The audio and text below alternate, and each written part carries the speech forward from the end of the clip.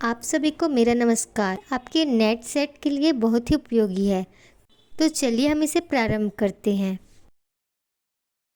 बुदिया। एक छोटी सी पठिया फुदकती हुई आकर चमेली की ताज़ा, नर्म नर्म पत्तियों को ताबड़तोड़ नोचने और चबाने लगी।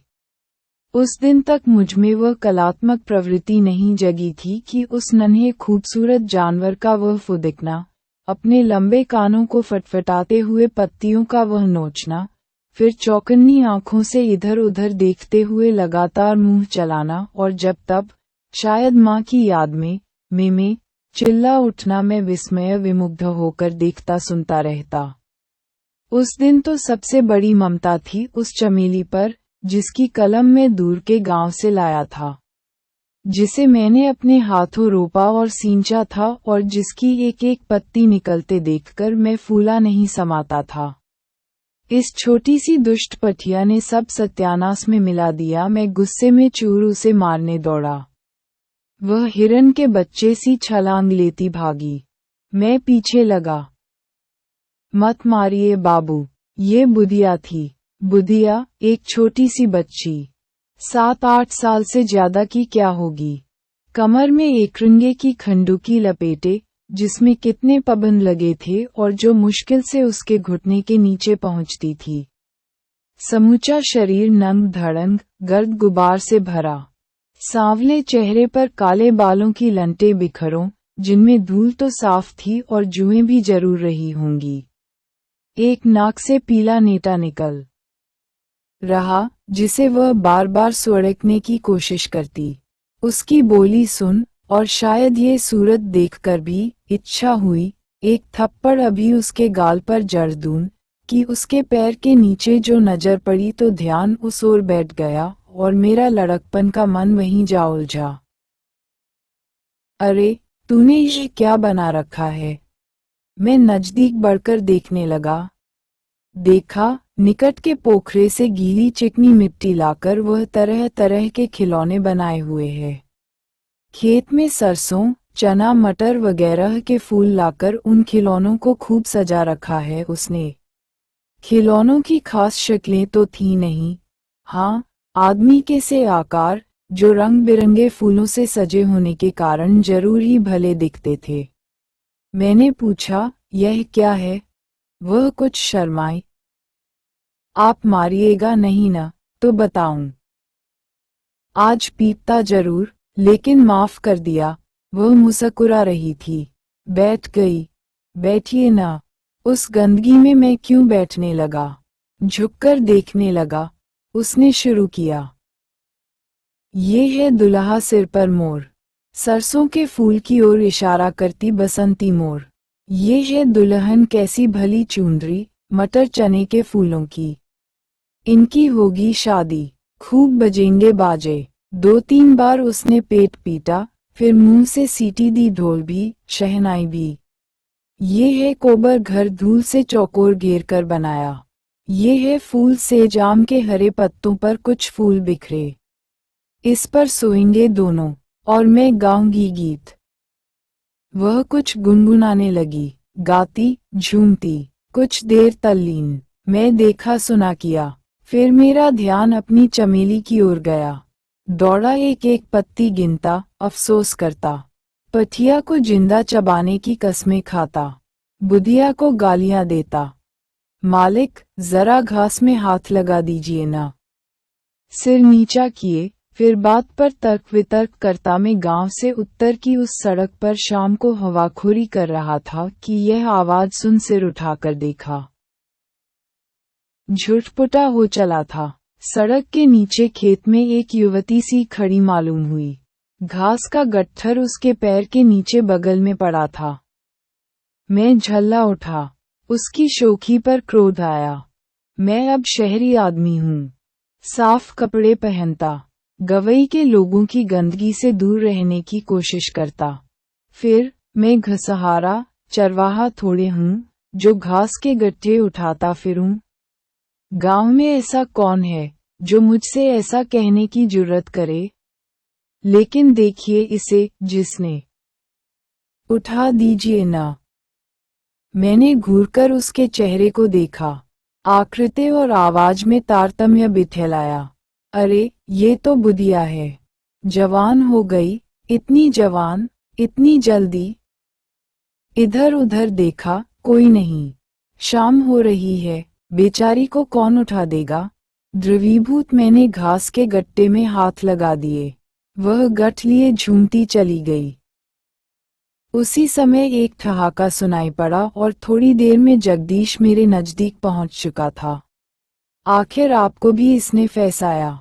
जगदीश की आंखों में शरारत थी, आवाज में व्यंग्य। फिर उसने मानो बुधिया पुराण कहना शुरू किया।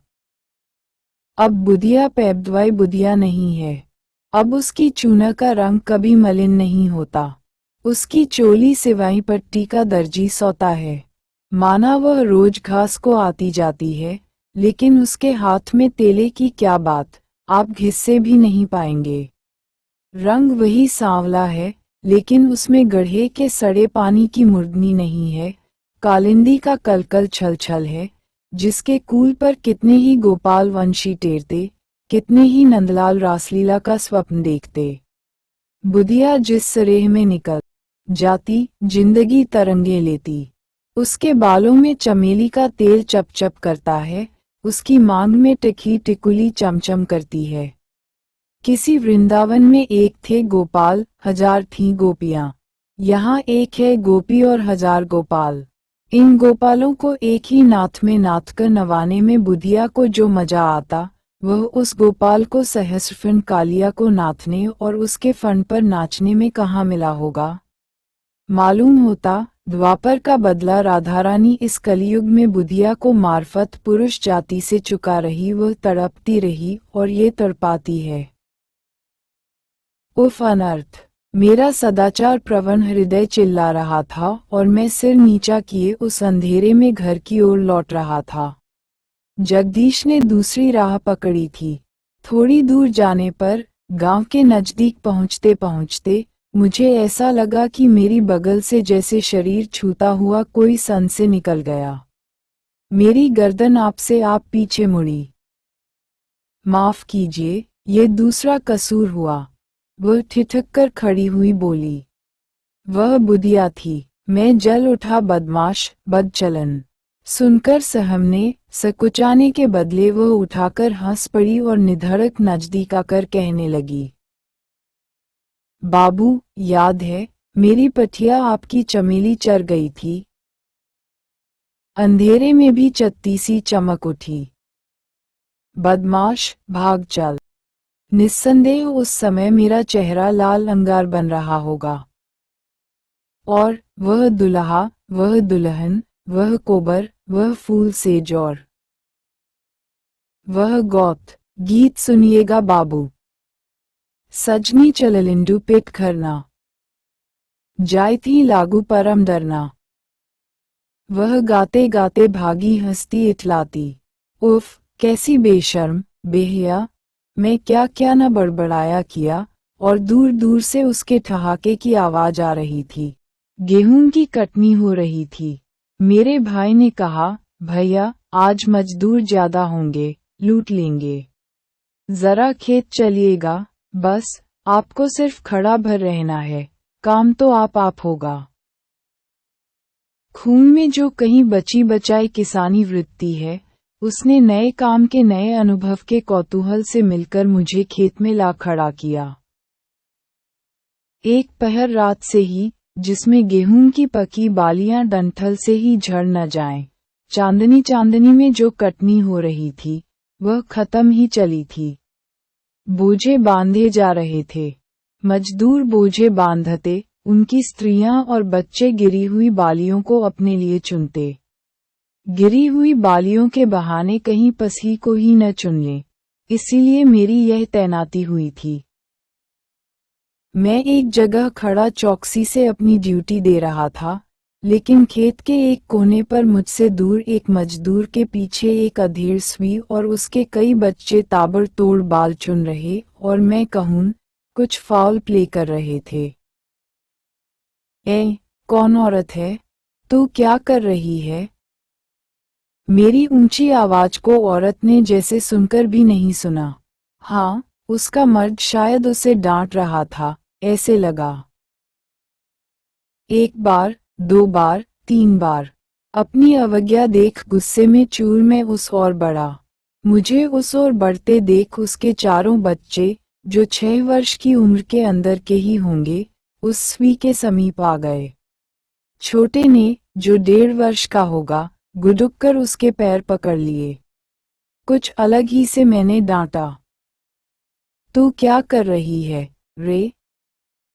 हाथ से चुनने का काम जारी रखते हुए ही, झुके झुके, उसने मुंह फेर कर मेरी ओर देखा और बोली, सलाम बाबू। ये कौन? अरे, बुधिया, ये बुधिया है, जो कभी खनड़की पहने थी, कभी जिसकी चूना नहीं मलिन होती थी। उफ, यह क्या हुआ? उसका वह बचपन, उसकी वह जवानी और यह हाँ, बुढ़ापा ही तो।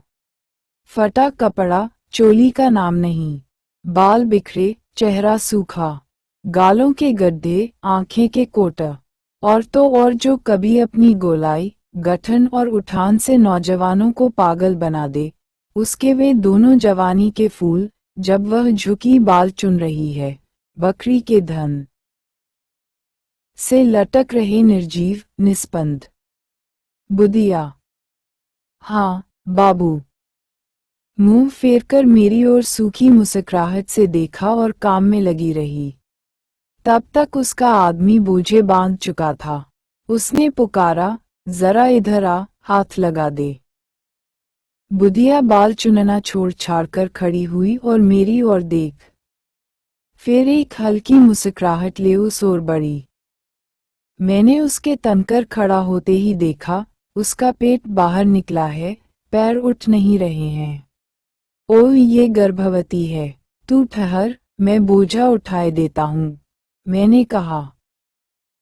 ना बाबू, आपसे बोझ उठाने को नहीं कहूंगी। आप नाराज हो जाते हैं। उसके आगे के 2 दांत अजीब करुणा बरसाते चमक पड़े। मुझे धक सा लगा। पुरानी बात याद आ गई।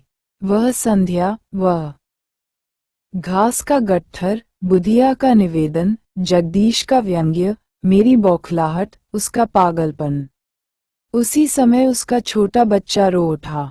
वह उसको ओर लपकी और मैं सीधे उसके आदमी के पास पहुंचा। बोझा उठा दिया। वह हट्टा कट्टा जवान बोझा लेता, झूमता चलता बना। इधर बच्चे के मुंह में सूखा स्तन देती, पुचकारती, दुलराती, हलराती बुधिया बोली, बाबू, आपके के बच्चे हैं? ये बड़े दुष्ट हैं, बाबू। देह बर्बाद करके भी इन्हें चैन नहीं, ये तंग कर मारते हैं। बाकी 3 बच्चे भी उससे सटे खड़े थे। एक की देह पर हाथ फेरती, एक की पीठ ठोकती, एक पर आंखों से ही प्यार उड़ेलती, गोद के बच्चे को थपथपाती। इस स्थिति में ही मस्त वह क्या क्या मुझसे बकती रही। मैं एकटक उसकी ओर देखता रहा। आंखें उसकी ओर देखती, दिमाग अपना काम किए जाता। हाँ, बरसात बीत गई। बाढ़ खत्म हो गई। अब नदी अपनी धारा में है, शांत गति से बहती। न बाढ़ है, न हाहाकार। कीचड़ और खरपात का नाम निशान नहीं। शांत, निस्तब्ध गंगा। मेरे सामने महान मातृत्व है, वंदनीय, अर्चनीय। धन्यवाद। NET SET JF TGT PGT PG एवं अन्य सभी प्रतियोगी परीक्षाओं से संबंधित आप मेरे द्वारा बनाए गए YouTube चैनल हिंदी की दुनिया के माध्यम से आप देख व सुन सकते हैं।